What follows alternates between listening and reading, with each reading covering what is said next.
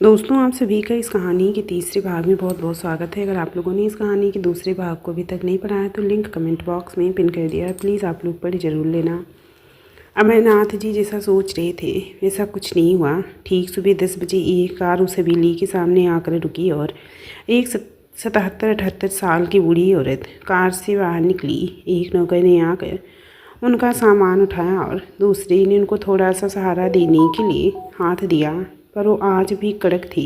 सिर्फ चेहरे की झुर्रियों और सफ़ेद चमकते बालों के कारण उनका बुढ़ापा मालूम होता था। हमेशा कहीं से आने के बाद दरवाजे पर अपने परिवार वालों के स्वागत के बाद उनके चेहरे पे एक जोश झलक जाता था। आज भी वो उसी उमंग उसी जोश के साथ बाहर निकली थी, पर हवेली के बाहर पहली बार उनके इंतज़ार में कोई नहीं खड़ा था। उन्हें थोड़ी निराशा महसूस हुई।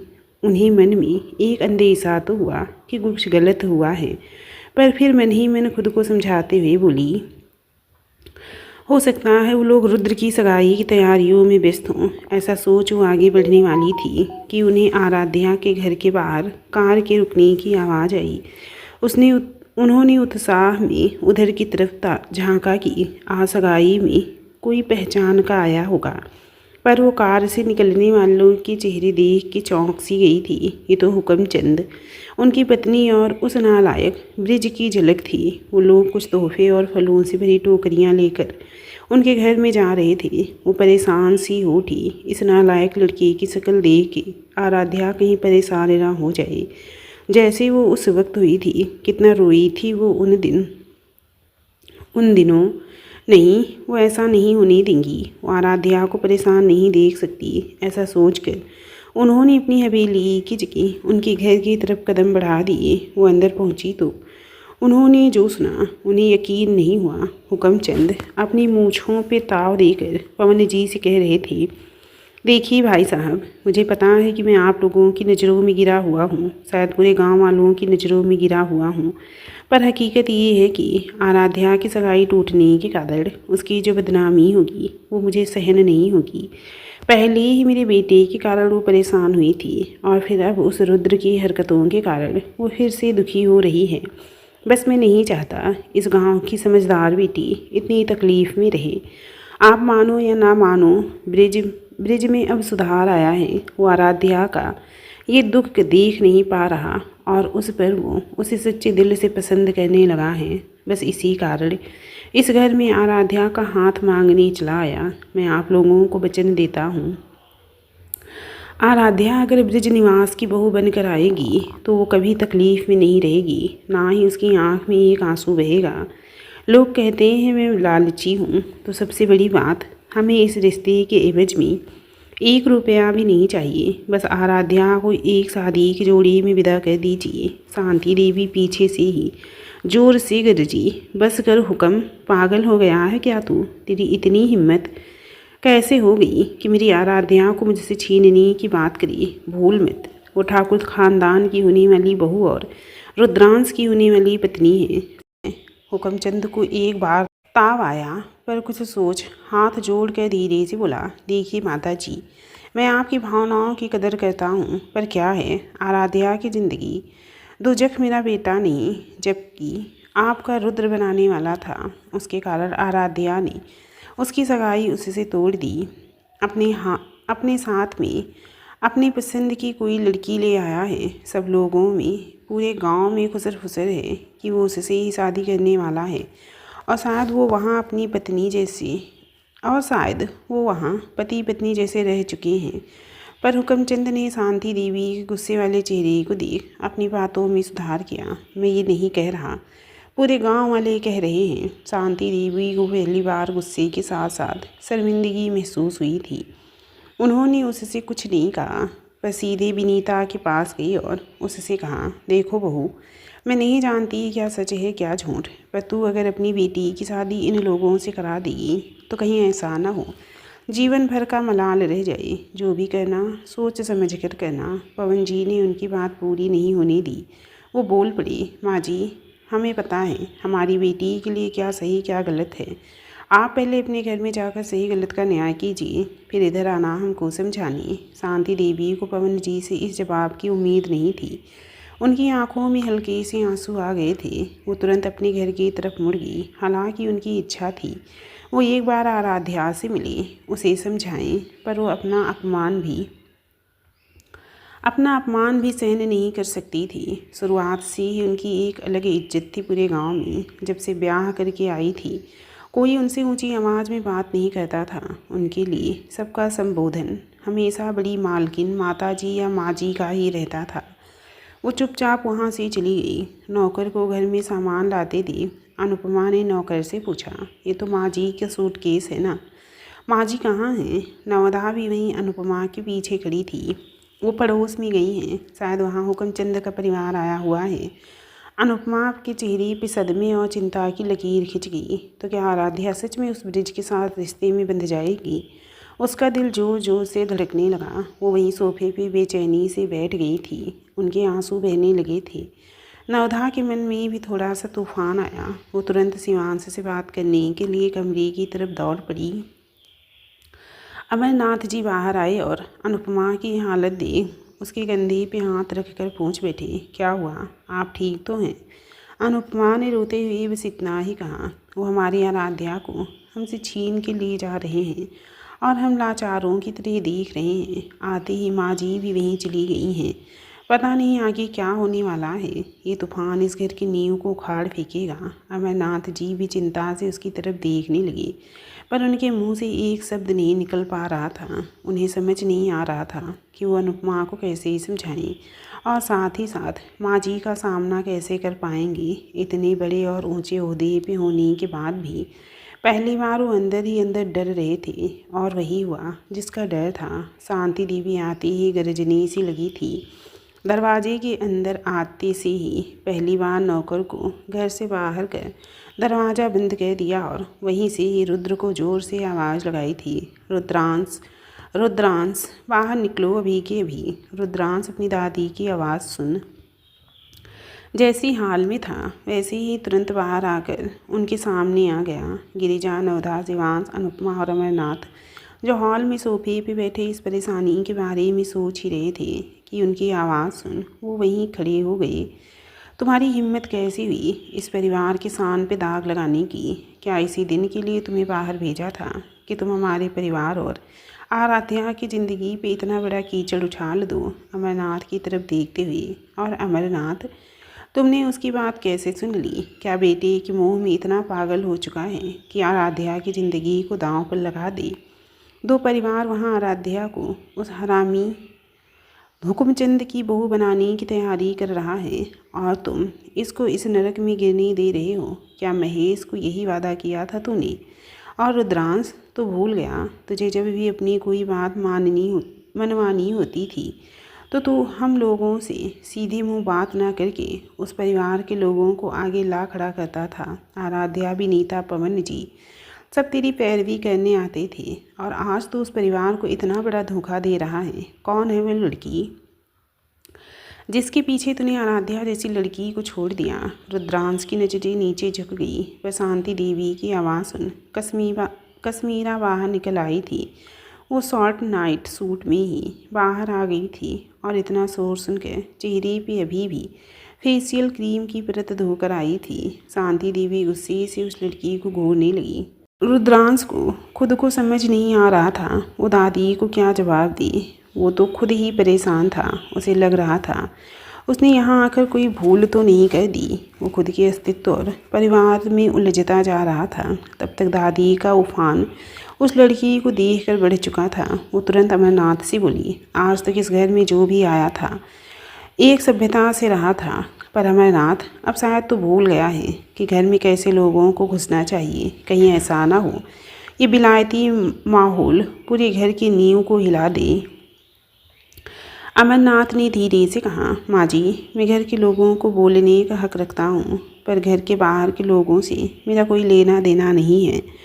अमरनाथ की बात पूरी होने से पहले केसी तुरंत बोल पड़ी, सी रुद्र, मैंने कहा था एक छोटे से गांव में रहने वाले लोग कभी मॉडर्न पहलू के हो ही नहीं सकते। तुम आने से एक दिन पहले मुझसे इस टॉपिक पे कितनी बहस की थी। मैं इसी कारण यहाँ नहीं आना चाहती थी, पर तुम पूरे ब्लाइंड जैसे बिहेव कर रहे थे कि मेरी फैमिली मॉडर्न थॉट रखती है। अमरनाथ के चेहरे पे हल्का सा गुस्सा झलक उठा।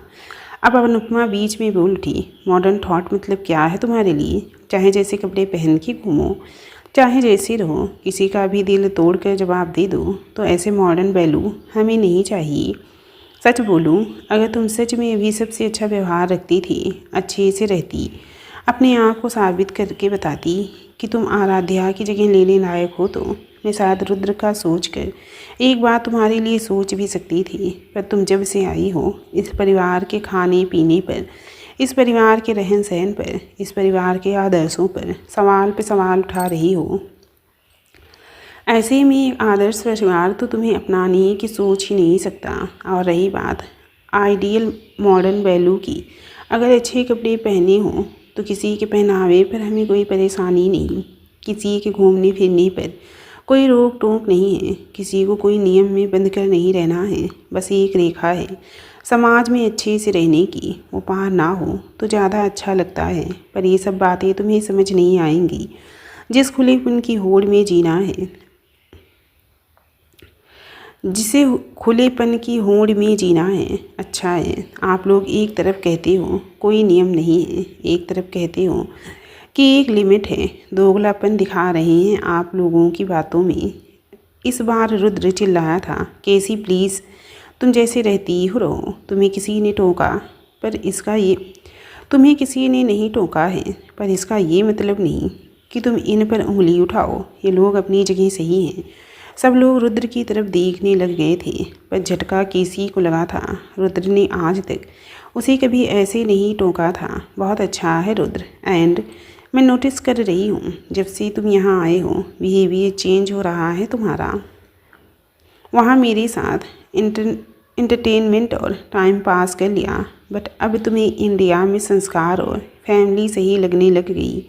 तुम सीधे सीधे बोल क्यों नहीं देते, मुझे यूज कर लिया, अब आराध्या के साथ शादी करना चाहती हो।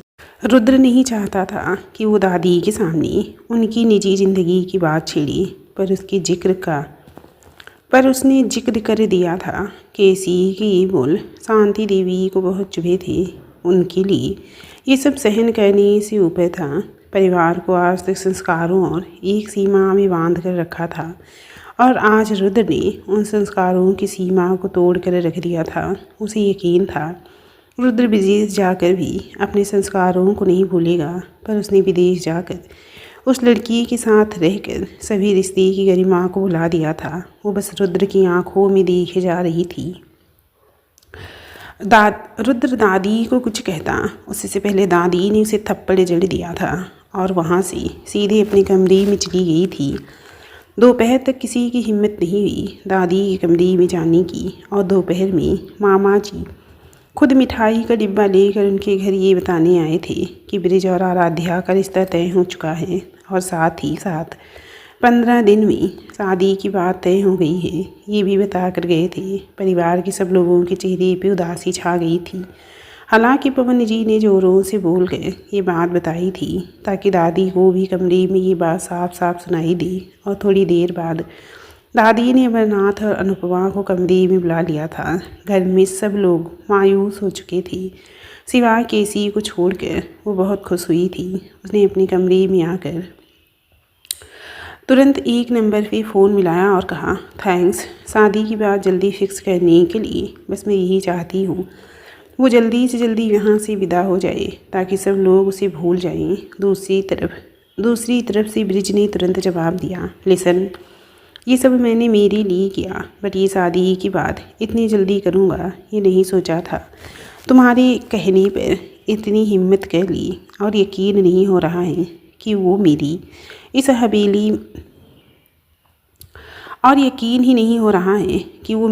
हवेली में आ रही है। थैंक्स मुझे सही रास्ता दिखाने के लिए। सच में इंसान बदनामी के डर से सब कुछ बिना सोचे समझे करने को तैयार हो जाता है। और उसने फ़ोन रख दिया और चैन से सोफे पर बैठ गया और सामने रखी एक फ़ोटो पे उसकी नज़र गड़ गई। उसने नज़र गड़ा ली और उस तस्वीर से कहा, जल्दी ही तुम्हें तुम्हारी उस थप्पड़ का जवाब ज़रूर मिल जाएगा, तुम्हें भी और उस ठाकुर परिवार को भी जिसके कारण मेरी पूरे गांव में बदनामी हुई। उसका बदला तो लेना जरूरी है। अब उनकी बदनामी शुरू होगी और मेरा सिक्का इस गांव में बैठेगा। और उसने उस फोटोग्राफ्स को देखा जो केसी उसे शादी का तोहफा बोलकर पहले ही दे आई थी। रुद्र और केसी की निजी तस्वीरें जिसमें केसी रुद्र के सीने से लिपटी हुई थी और उसके आधे जिस्म पर लेटा हुआ सिर्फ एक कंबल था और कुछ नहीं। केसी ने फ़ोन रख दिया था और बिस्तर पर आराम से लेट गई थी और थोड़ी देर उसने आंखें बंद कर ली। शायद थोड़े दिनों में उसे वो सब मिलने वाला था जिसका उसने सपना देखा था। रुद्र, रुतबा और रईसी। रुद्र की उसकी ज़िंदगी में आने से पहले वो एक कॉल गर्ल जैसी ही तो थी। पैसे के लिए किसी की भी साथ अपना नाम जोड़ लेना।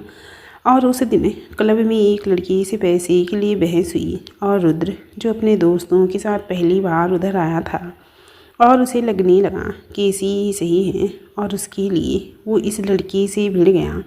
लड़का कमज़ोर दिल का निकला, तुरंत भाग लिया और उसकी सच्चाई सामने आने से बच गई थी। पर उससे भी बड़ी बात, रुद्र ने उसे अपना दोस्त बना लिया था। सिर्फ दोस्त, अच्छा दोस्त। उसने रुद्र को बस इतना बताया था वो वहाँ लोकल ब्रांड्स के लिए मॉडलिंग करती है और अगले कुछ दिनों में रुद्र के पैसे का और जॉब का स्टेटस देख उसकी जिम का पता लगाकर वहाँ भी ज्वाइन कर लिया था ताकि उसे अपने रूप और फिगर से अट्रैक्ट कर सके। पर रुद्र सिर्फ अच्छा दोस्त था। वो हमेशा एक लिहाज से उससे बात करता था। उसे वो लिहाज ही पसंद नहीं आ रहा था और उसने अगली चाल चल दी थी। अपनी बर्थडे की पार्टी के बहाने उसे क्लब में बुलाना, उसकी ड्रिंक में नशे की दवाइयाँ मिलाना। पर पहली बार ऐसे नशे के कारण रुद्र को आधी बेहोशी के बाद तुरंत नींद आ गई। पर केसी किसी भी कीमत पर अपने प्लान को फेल नहीं होने देना चाहती थी। इस कारण उसने कुछ ऐसे पोज बनाकर उसके साथ फोटोग्राफ्स लिए जिससे उसके सामने साबित हो सके कि उसने उसके साथ गलत किया है और उसका तीर निशाने पर लग गया। रुद्र के होश में आने के बाद खुद को उस हालत में देखकर भी रुद्र को यकीन नहीं हुआ कि वो ऐसा कुछ कर सकता है। वो अपने परिवार को क्या जवाब देगा और उससे भी ज़्यादा आराध्या को जिससे उसकी शादी होने वाली है। पर जब केसी ने उसके सामने अपना कैरियर, अपनी ज़िंदगी तबाह होने का रोना रोया तो रुद्र को आत्मग्लानि होने लग गई थी। तो केसी भी हिंदुस्तान की ही थी। इस कारण रुद्र को उसका रोना सच लगा और बहुत ज़्यादा जद्दोजहद के बाद उसने फैसला किया था कि वो केसी को अकेला नहीं छोड़ेगा। जबकि उन दोनों के बीच सब कुछ हो गया है तो वो उसे धोखा नहीं देगा। वो हुआ तो आराध्या के लिए उससे भी अच्छा लड़का खोजेगा और उसे मना लेगा। केसी के बहुत जोर देने पर उसकी राहत के लिए उसने सगाई तो कर ली। पर उसकी इच्छा थी वो शादी अपने लोगों के बीच ही करे। उसको अपनी सही बात बताकर और मनाकर वो आगे फैसला ले।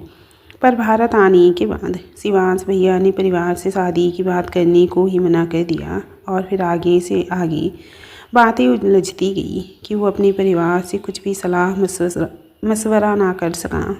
आते से ही जब उसने रुद्र का नाम आराध्या के साथ जुड़ते देखा तो उसका डर फिर से बढ़ गया। उसने रुद्र का झुकाव भी आराध्या की तरफ महसूस किया। वो ध्यान दे रही थी। कैसे मौका मिलते ही रुद्र आराध्या को देखने लग जाता था या उसके बारे में चिंता करने लग जाता था। वो मौका ढूंढ रही थी दोनों को अलग करने का।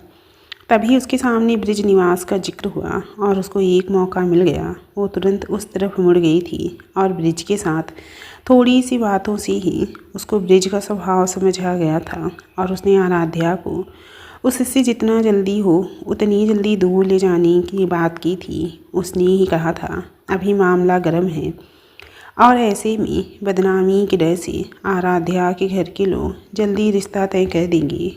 अगर समय निकला तो बातें बिगड़ सकती हैं।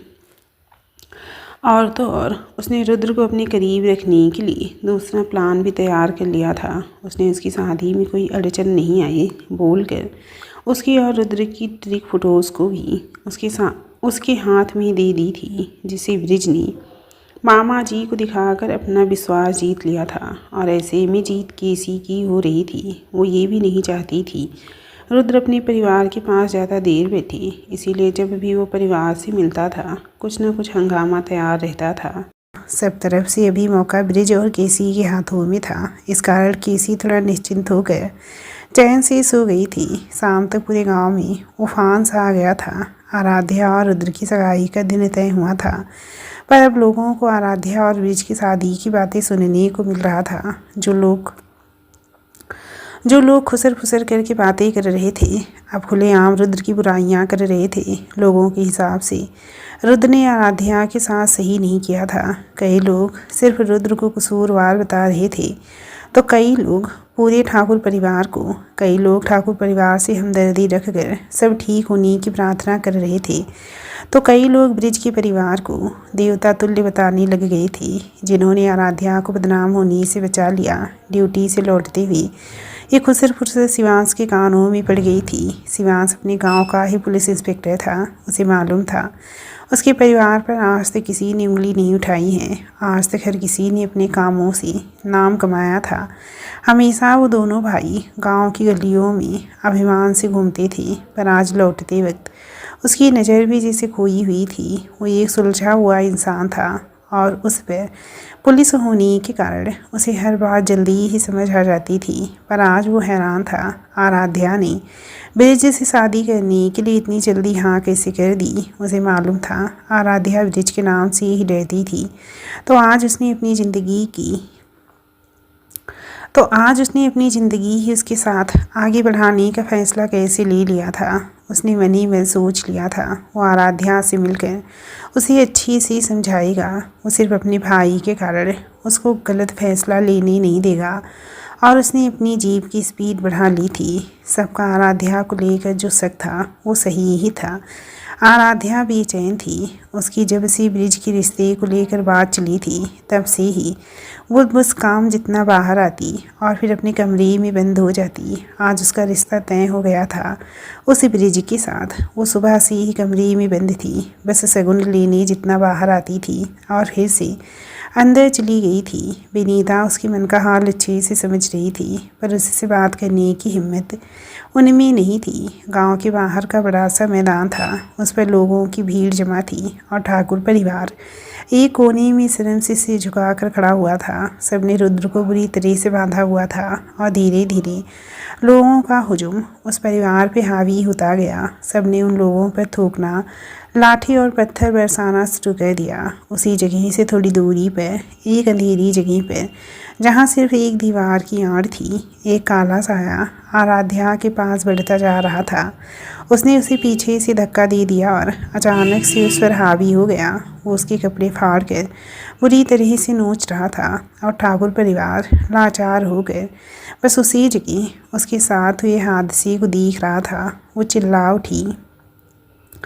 उसको लेटे लेटे कभी गहरी नींद आ गई थी, उसे पता नहीं चला। और शाम पड़ी अचानक से एक बुरी सपने के साथ उसकी नींद खुल गई थी। वो सब में चिल्ला कर बैठ गई थी। वो पसीने से पूरी तरह भीग चुकी थी। धीरे धीरे पसीने की धार के साथ साथ उसकी आंखों से आंसुओं की धार भी बढ़ती चली गई। वो तकिया में मुंह छुपा कर जोर जोर से रोने लग गई थी। उसके चेहरे पे एक डर साफ झलक रहा था, जिसमें एक तरफ ठाकुर परिवार की बदनामी और उनसे उसका रिश्ता टूटने का दर्द और दूसरी तरफ उस ब्रिज के पास जाने का डर। और जब उसे वो दर्द और डर सहन नहीं हुआ, वो बाथरूम में सावर के नीचे जाकर खड़ी हो गई थी। उसने अपनी आंखें कसकर बंद कर ली थी। शिवांश घर पे पहुंचकर सीधे नवधा और गिरजा को मैसेज कर आराध्या के घर के बाहर बुलाया और उनके आने के बाद तीनों ही आराध्या के घर में घुस गए। विनीता उन तीनों को देख थोड़ा घबराई। शिवांश ने विनीता से कहा, काकी आराध्या कहाँ है? हमें उससे मिलना है। विनीता ने डरते हुए कहा, देखो अभी भाई साहब घर में आ जाएंगे तो बेवजह हंगामा हो जाएगा। इससे अच्छा अभी तुम यहाँ से चले जाओ। शिवांश ने थोड़ा सा कड़क होते हुए कहा, काकी बस यही था आपका हम बच्चों के लिए प्यार। आज आप भी जानती हैं जो हो रहा है गलत है, पर आप सब जानते हुए भी आराध्या को नर्क में भेजना चाहती हो। एक बार भी उसे अपने फैसले को बदलने को क्यों नहीं कह रही हो? विनीता ने धीमे से कहा। सोचा मैंने इस बारे में बहुत बहुत सोचा, पर शिव तुम बताओ, आज आराध्या को किस कारण से मना करने का बोलूं? रुद्रांश अगर आराध्या को स्वीकार करता तो ये नौबत ही नहीं आती। तुम लोगों को भी पता है कि कई सालों से पूरे गांव, क्या आजू बाजू के गांव के लोगों के बीच में ये बात जग जाहिर थी कि आराध्या ठाकुर खानदान की बहू बनने वाली है, और ऐसे ही में उसका रिश्ता टूटना उसकी बदनामी का कारण बन गया है। और गांव के लोगों की सोच अभी भी इतनी ऊंची नहीं हुई है कि अब कोई भी सभ्य परिवार में उसका रिश्ता फिर से तय हो पाए। ऐसे ही में ब्रिज ने आगे आकर खुद उसे स्वीकार करने की बात कही है, तो वो रिश्ता तोड़कर उसकी ज़िंदगी में क्यों बदनामी की मुहर फिर से लगा दी जाए? तब तक आराध्या पानी का जग भरने आई थी। उन लोगों की बातें सुन वो वहीं खड़ी रही। गिरिजा की निचली उससे मिली तो वो तुरंत उसके पास चली गई। आराध्या, तू कैसे भूल गई कि तू रुद्र की रुद्राणी है? तूने इतनी जल्दी हार कैसे मान ली? गिरिजा ने हाथ दिखाकर तुरंत से रोक दिया और आंखें बंद कर बहुत धीरज से बोली, बस कर गिरिजा, अब तो मजाक सोच समझ कर कल ब्रिज के परिवार वाले आकर कच्चा दस्तूर करके चले गए हैं। अब मेरा नाम ब्रिज के साथ जुड़ा हुआ है। नवधा ने कहा, तुम्हें पता है आराध्या, भगवान को भी मिलने में समय लगा था। पार्वती ने शिव को पाने के लिए बेहद कठिन इंतजार और तपस्या की थी। हम तो फिर भी इंसान हैं। तुमने रुद्र का इंतजार किया। अब ये सोच, ये संघर्ष की घड़ी है। बस उन हालातों से लड़ना है, और यहाँ पर हम सब तुम्हारे साथ खड़े रहेंगे। बस कुछ दिन इंतज़ार कर लो, हो सकता है सब सही हो जाए। मुझे रुद्र भैया को देखकर मालूम पड़ता है वो किसी के ज़्यादा नज़दीक नहीं है। बस शायद कुछ हालात या विदेश की हवा के कारण वो हम लोगों से थोड़ा दूर हो गए हैं। पर शायद उन्हें हमारे पास मिलाने के लिए, उन्हें बदलने के लिए हमें थोड़ा बहुत तो मेहनत करनी ही पड़ेगी। और उस मेहनत के नतीजे के लिए हम कश्मीरा को उस दर्द में छोड़ दें जिस दर्द से अभी मैं गुजर रही हूँ। फिर मेरी ज़िंदगी बन जाएगी और उसकी ज़िंदगी वो बर्बाद हो जाएगी। शिवांश ने नकली हंसी हंसते हुए कहा, तुम्हें पता है इस कारण तुम मुझे सबसे ज़्यादा पागल लगती हो। तुम दूसरों का सोच कर खुद की ज़िंदगी तबाह कर रही हो, जबकि वो लड़की मुझे रुद्र के लायक लगी ही नहीं। पहली मुलाकात से ही बहुत तेज़ लग रही थी मुझे। इस कारण उसे इस परिवार का हिस्सा नहीं बनने देना चाहता था। तुम्हें क्या लगता है मैं मेहनत नहीं कर रहा? शुरुआत से जब से उसे एयरपोर्ट लेने गया था तब से ही उसे परिवार का डर दिखाकर चुप रहने को कहा। वो जब भी उस बात को उठाता उसे मैं दबाने की कोशिश करता रहा, और उसमें कहीं न कहीं कुछ गिल्ट थी या कोई बात दबी हुई थी जिस कारण वो भी हक से अपनी बात नहीं रख पा रहा था। पर फिर पागलपन की शुरुआत तुमने ही कह दी। खुद आगे होकर इस रिश्ते के लिए मना कर दिया। मेरी पूरी मेहनत पे पानी फेर दिया। मैं धीरे धीरे उसके दिल की पूरी बात निकलवा लेता, उसे समझा देता, पर तुमने अपनी दातारी पहले ही दिखा दी। खैर अभी भी लेट नहीं हुआ है। रुद्र से शादी करो या ना करो, पर ब्रिज से रिश्ता तोड़ दो। मामा जी और ब्रिज के परिवार को मैं देख लूँगा। बस तुम एक बार मुझसे कह दो कि तुम ब्रिज से शादी नहीं करना चाहती हो। तुम्हारी आगे की ज़िंदगी में सेट करूँगा, और रुद्र भी इस बात के लिए तैयार है। तुम्हें नहीं आना तो मत आओ रुद्र की ज़िंदगी में, पर उस ब्रिज के साथ रिश्ता तोड़ दो। हमारे घर से भी अच्छा रिश्ता देखेंगे तुम्हारे लिए। मुझे कहीं न कहीं ब्रिज और केसी दोनों ही सुधरे हुए नहीं लग रहे हैं। अपनी नौकरी के अनुभव के बलबूते से इतना तो पहचान सकता हूँ कौन सा इंसान अच्छा है और कौन सा नहीं। प्लीज़ एक बार इस रिश्ते के लिए मना कर दो। शिवांश की बातों को सुन आराध्या सोच में पड़ गई थी। उसके मन में उलझनें बढ़ गई थी। वो क्या फैसला करे, पर वो आगे कुछ सोचती उससे पहले ही मामा जी की आवाज़ गूंज उठी थी, बस करो शिवांश, तुम लोगों के लिए मेरी नज़रों में जो बची खुची इज्जत थी उसे ख़त्म मत करो। रिश्ता तोड़कर मेरी बेटी को पूरी तरह बदनाम करने की साजिश कर रखी है क्या? तुम सब लोग अच्छे दोस्त बनने का दावा करते हो, तो उसके इस रिश्ते से तो तुम सबको खुश होना चाहिए। और किस हक से तुम इसे बहला रहे और किस हक से तुम इसे बहला रहे हो? क्या सोच रहे हो रुद्र इसके लिए मान जाएगा? अरे वो मानेगा भी मैं आराध्या की शादी उस धोखेबाज से होने नहीं दूंगा। वो तो पहले ही उस लड़की के साथ अपनी रातें गुजार चुका है और उसका सबूत भी मैंने अपनी आंखों से देखा है। ब्रिज के पास उनकी सब फ़ोटोज़ हैं जो सब अपने आप साबित कर देती हैं। और ऐसे में मैं मेरी बेटी का रिश्ता उस घटिया आदमी के साथ बांध दूँ, ऐसा तो मैं होने नहीं दूंगा। सब लोग हैरान रह गए थे। आराध्या ने अपनी आंखें बंद कर ली थी।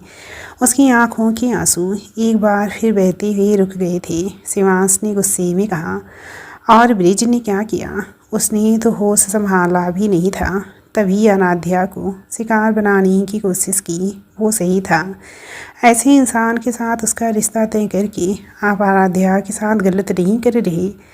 मामा जी ने चिढ़ते हुए कहा, कम से कम ब्रिज की चाहत हमेशा से आराध्या के लिए ही थी। पहले भटका हुआ था, पर अब तो उसने अपनी की माफ़ी भी मांगी है। एक बार नहीं, कई बार जब भी मिलता है एक ही बात कहता है, काश वो पल बदल जाता, काश वो आराध्या के साथ। तभी शिवांश ने उसकी बात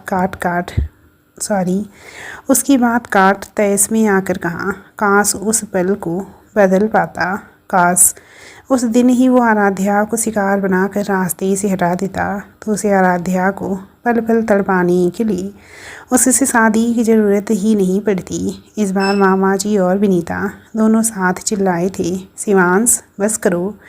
आराध्या शिवांश को आखिरी बातें सुन रो पड़ी और पलट गई। शिवांश ने उससे चिल्लाते हुए बस इतना ही कहा, अब भी कुछ नहीं बिगड़ा है आराध्या, प्लीज़ एक बार मान कर देखो। ब्रिज के पास मत जाओ, अपनी ज़िंदगी को नरक मत बनाओ, मेरी बात मान लो आराध्या। आराध्या बिना जवाब दिए अपने कमरे की तरफ भाग गई। कैसी रहेगी आराध्या और ब्रिज की शादी? क्या शिवांश केसी और ब्रिज की हकीकत सामने ला पाएगा?